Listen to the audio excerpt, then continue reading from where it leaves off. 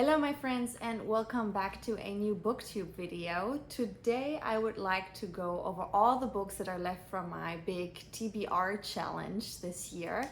So at the beginning of the year, I think I started with about 30 books or so into the new year that I had on my shelf, and my challenge was to read all these books throughout this year so that at the end of the year I only have new books left on my shelf and none that were from last year or older. And so of the 30 books, I have now about 10 left. So I'm actually very happy with that. It's looking very good that I'm going to finish all of these by the end of the year. And I just wanted to do a recap because half a year has passed and see what I have left here. But I think just going over them and holding them up into the camera would be a little boring. So instead, I thought I would do something special. I would look at each one and read the first sentence and see how it sounds and which one is maybe the most interesting. And so do like a little ranking, and then the most interesting one I will read next. So yeah, that's the plan. So let's get started. The first book I have here is A Swim in a Pond in the Rain by George Saunders. It's like a non-fiction book on writing and the writing process, how to tell a story. And yeah, let's take a look what the first sentence is in here. Let's see. A swim in the pond in the rain. I think the writer of this book, by the way, is like a professor who teaches creative writing at university. And so this is basically like his class in a book. All right, and so the first chapter has a heading. It's called We Begin, and I'm going to read the first sentence. For the last 20 years at Syracuse University, I've been teaching a class in the 19th century Russian short story in translation. Okay, it's very informative, but it did not capture me very much. So far, I don't know. I'll put it to the side. We'll see how it compares to others once I get to them. But yeah, I don't know if that was such a great start. So let's continue. Another book I have left here is Gingerbread by Helen Oyeyemi. It's a fairy tale retelling, and we're retelling Hansel and Gretel. So I've just started reading some fairy tale retellings, and I'm excited to read some more. Let's see if this first sentence is a little bit more exciting. All right, so Harriet Lee's gingerbread is not comfort food. Okay, gingerbread is not comfort food. Yeah, I don't know with this one either. I don't know, okay, but Harriet is not comfort food. Am I thinking it's better than the professor at university? I think it is slightly better just because I like gingerbread, but I'm not over the heels either. All right, next. I need some like really good sentence. So let's see. The Ministry for the Future by Stanley Robinson is also still on my TBR. This book was hauled at the time when I did my blind date with a book haul. So I went to the bookstore and I bought some of those books that are wrapped in paper and where on the outside there's some drawings and some description a little bit of what this book is about, but not much. And you basically buy it and then at home you see what it is. So this was the book.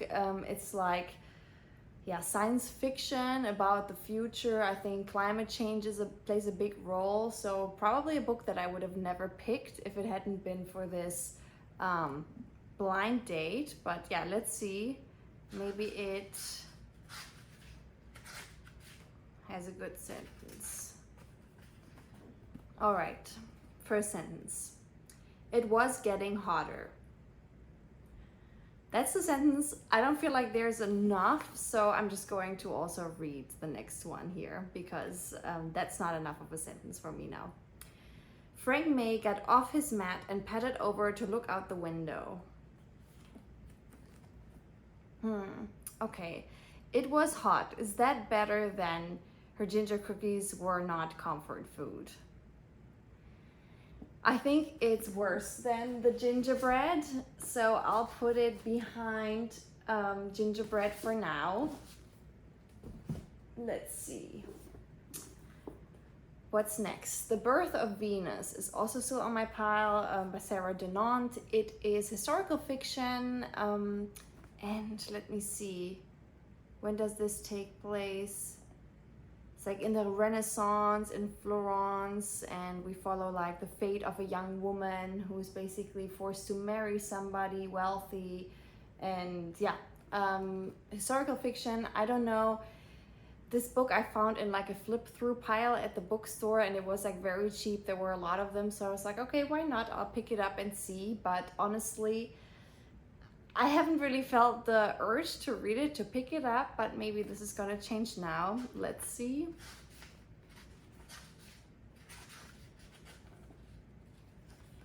All right, it starts with the prologue, and the first sentence is, "No one had seen her naked until her death." Okay, no one had seen her naked until her death. So far, I think the best sentence. So it's a little mysterious. Why has nobody ever seen her naked till her death? Was she alone? Was she a nun? What was the reason? Did she die very young? So I kind of want to find out what it is about. So far, definitely by far the best beginning. So I'm going to put this on the top of the pile here. And yeah, let's see. I have 2 more fairy tale retellings, so maybe let's pick up another fairy tale retelling. A White So Red by Katie Jones. As you can guess, it's about Snow White from the cover. Let's take a look at the first sentence. Chapter 1 has a headline and it says Tears of Blood. So let's see. Cold, rough stones scraped Natalie's bare feet as the guards all but dragged her down the empty corridor. Okay, not bad either. Now this is also very intriguing. I mean, I want to know, why is Natalie being dragged by the guards? What did she do? Is she supposed to be Snow White? Who is she? So definitely interested. I'm debating if I find it better than No One Has Ever Seen Her Naked Until Her Death. I think I still like this one a little better because it seems a little more mysterious to me. I mean, this one obviously also very enticing. I would like to find out what happens. It sounds like she committed a big crime, the person who's dragged by the guards here, and I want to find out. But this one is the bigger mystery to me still. So I'll leave it at the top. And yeah, let's see. Next up, another historical fiction by Kate Quinn, The Alice Network. I read The Rose Coat by Kate Quinn and I loved it. I talked about it in my mid-year book haul video. It was a fantastic book, so I have high expectations for this one. It's also taking place during the World War. I'm not sure, is it first or second or both? Yeah, I think both play a role in it. So I'm very excited, and yeah, let's see. I see there is a map in here too. All right, so I guess this book is written in multiple POVs because the first chapter has the headline Charlie. So I guess Charlie is one of our characters, and this first chapter is from his point of view. It also says May 1947, Southampton. So 1947, directly after the Second World War ended, we're in England. And so let's see. The first person I met in England was a hallucination. Okay. Interesting too, I guess. Hallucination, what does that mean? Is this somebody that maybe he lost in the war? Is this somebody that, yeah, he's trying to find? Is this somebody he's never met? I don't know. But I would say it is behind The Birth of Venus and A White So Red right now, but before Gingerbread with, yeah, it's not a comfort cookie. So I'll put it in that order. By the way, just so you see, this is as of right now how it looks like. And yeah, let's continue. I have one modern classic here, and that is The Color Purple by Alice Walker. It is about 2 young girls, women of African American descent, who are separated at birth, and then later in life somehow they find each other again. And yeah, it's a modern classic, as I said, so I'm sure a lot of you know it. So let's see here. The first thing I see here, by the way, is a quote by Stevie Wonder, so that starts well. Where's the first one? You better not ever tell nobody but God. It would kill your mommy. Okay, so I just read the first two sentences because the first one ended after God. It sounds a little like dramatic. You better not never tell nobody but God. It would kill your mommy. So yeah, what did this person do? I have no idea who it is. What did they do that would kill the mommy? I mean, I'm enticed. Okay, now I have to think. I'm so glad, by the way, that these first sentences got so much better, because in the beginning I got a little bit, I started sweating a little because they were not too promising, but these are now very good. Okay, so where do I put that? I think I might put this at the top, actually. I like this kind of thing. So clearly it's about a little girl, and so what could a little girl have done that somebody's telling her, you can't tell your mom, it would kill her. So very interesting. I always like when also kids are involved and point of view of kids. So I'm very interested to see what this is that this child cannot tell its mommy. So I'm going to put it for now at the very top. The last three books I have here are all really, big books, hardcovers. I think I'm going to start with the last fairy tale retelling I have here, and it is Cinder by Marissa Meyer. It's about Cinderella, and I don't know much, but I know that it's basically about robots. So we're in like some futuristic world, and I guess Cinder is one of these half robot, half humans in this story. So it sounds very interesting. I'm excited to see how the author combined fairy tale and robots. But I've heard many good things about this. I mean, this book I think has been very popular in the past, and so looking forward. Okay, the first one, I don't count this sentence. It's just like a quote from the Cinderella books. It says, while her sisters were given beautiful dresses and fine slippers, Cinderella had only a filthy smock and wooden shoes. So I'm going to skip that and go to chapter 1. It says, the screw through Cinder's ankle had rusted, the engraved cross marks worn to a mangled circle. Okay, now obviously I know that Cinder is half robot, or somewhat like a robot from the back of the book. But if I had not known this sentence would have definitely, I would have had to read it 3 times, because I would have been like, wait, what did I just read? Also, so the screw through Cinder's ankle. Now that I know that she's half robot, it's like not such a shocker, but still an interesting start. So I think if I hadn't known that the book is about robots, it would have caught me more. But now I will, let me think for a second. The screw through Cinder's ankle had rusted, the engraved cross marks worn to a mangled circle. I think I'll put it behind the color purple for now.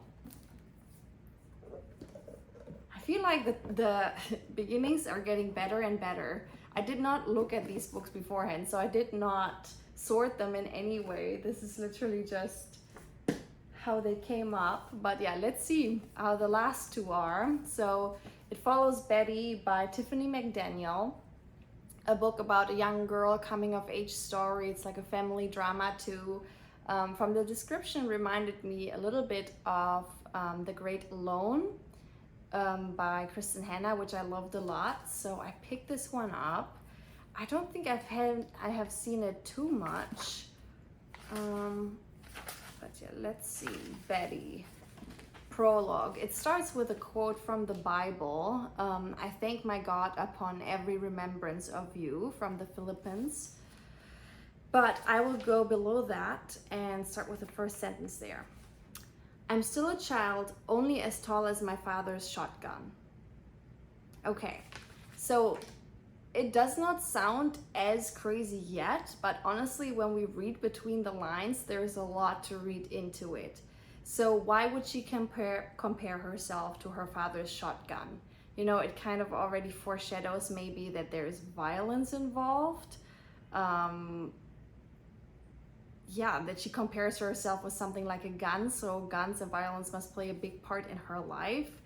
The father's the owner, so I don't know if he's a good guy. I don't know. From the first sentence, I have my doubts, but I don't know. So I feel like it doesn't say so much, but when you look deeper at it, it says a lot, and I have quite a few questions. I think I will put it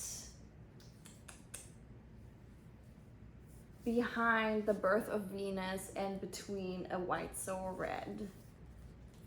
Yeah, that's good. And then last but not least, I have A Little Life by Hanya Yanagihara. I had picked this book for one of my monthly TBRs already earlier this year, and I did not pick it up and read it. I think I just have a lot of respect for it, and yeah, I expect a very emotional read, and I just wasn't ready yet.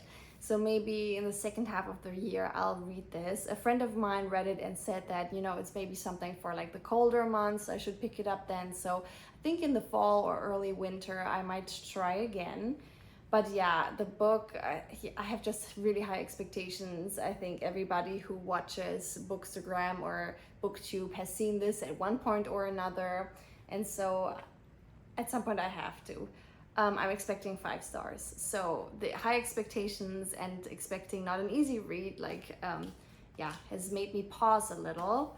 But let's see, maybe the first sentence now is gonna make me wanna read it right away.